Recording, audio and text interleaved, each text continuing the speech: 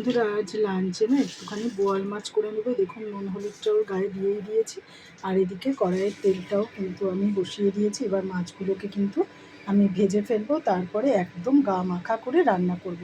আর কিভাবে রান্না করব সেটাও আমি আপনাদেরকে মুখে বলে দিচ্ছি। আমি না আদা, পেঁয়াজ, রসুন, কাঁচা লঙ্কা, টমেটো সব একসঙ্গে পেস্ট করে আমি ভালো করে কষিয়ে নেবো। আর আজকে কিন্তু কোনো আলু দেবো না, একদম গা মাখা করে করব। তারপরে ভাজা মাছগুলোকে দিয়ে এরপর আমি নামাবার আগে একটু ওপর দিয়ে গরম মশলা ছড়িয়ে দেব, আর একটু ভাজা জিরে গুঁড়ো আর একটু গরম মশলা আমি রেডি করেই রেখেছি ভেজে, সেটাই ওপর দিয়ে ছড়িয়ে দেবো। এভাবে আপনারা বোয়াল মাছ করে খাবেন, অসাধারণ লাগে খেতে।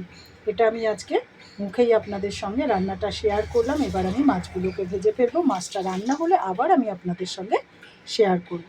দেখুন বন্ধুরা, মাছগুলো কিন্তু ভাজা হয়ে যাচ্ছে, এবার আমি তুলে ফেলবো। বন্ধুরা, সমস্ত মাছগুলোকে কিন্তু আমি ভেজে তুলে ফেলেছি। এবার মশলাটাকে ভালো করে কষিয়ে নেবো। আর কি মশলা কষাবো সেটা তো আমি আপনাদের সঙ্গে মুখে শেয়ার করেছি। এবার আবারও যখন আমি মশলাকে কষাবো তখন আপনাদেরকে আবারও শেয়ার করব। দেখুন, মশলাটা কত সুন্দরভাবে কষানো হয়ে গেছে। এখানে রয়েছে আদা, পেঁয়াজ, রসুন, টমেটো, কাঁচা লঙ্কা, জিরে বাটা। আজ কিন্তু আমি কোনো ধনে বাটা দেইনি, কেননা আমি ধনে পাতা দেবো বলে আজকে আর ধনে গুঁড়োটা দেইনি।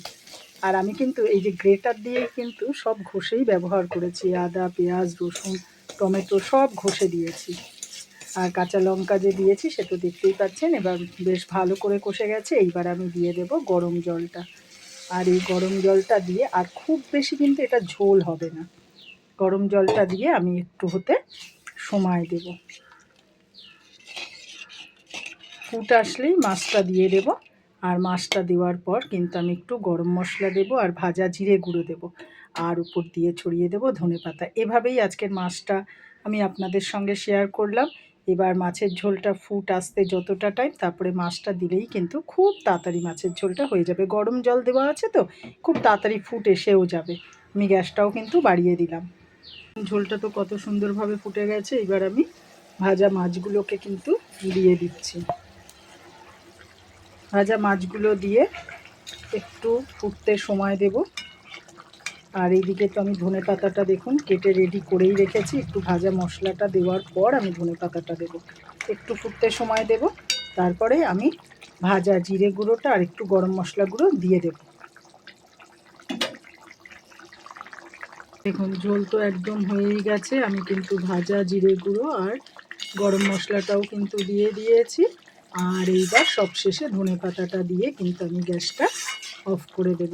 এভাবেই আজকের বোয়াল মাছটা আমি আপনাদের সঙ্গে শেয়ার করলাম। যদি ভালো লেগে থাকে অতি অবশ্যই করে খাবেন, আর লাইক কমেন্ট শেয়ার করবেন। ইউটিউব চ্যানেলটা ফলো করলে অতি অবশ্যই সাবস্ক্রাইব করে দেবেন।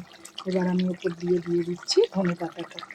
আপনারা যদি গরম মশলা বা ভাজা জিরে গুঁড়োটা, গরম মশলাটা দিতেই হবে, ভাজা জিরে গুঁড়োটা যদি মনে করেন অ্যাভয়েড করবেন, করতেই পারেন, কিন্তু এই ধনে পাতাটা কিন্তু দেওয়ার চেষ্টাই করবেন।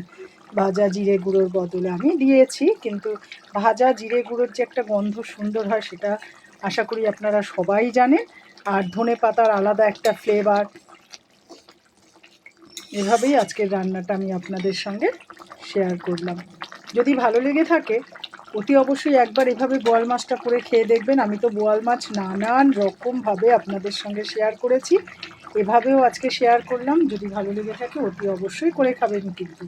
এরপর আবার আপনাদের সঙ্গে দেখা হবে আমার একটা অন্য রান্নায়। আর এভাবে বোয়াল মাছটা করে খাবেন, অসাধারণ লাগে।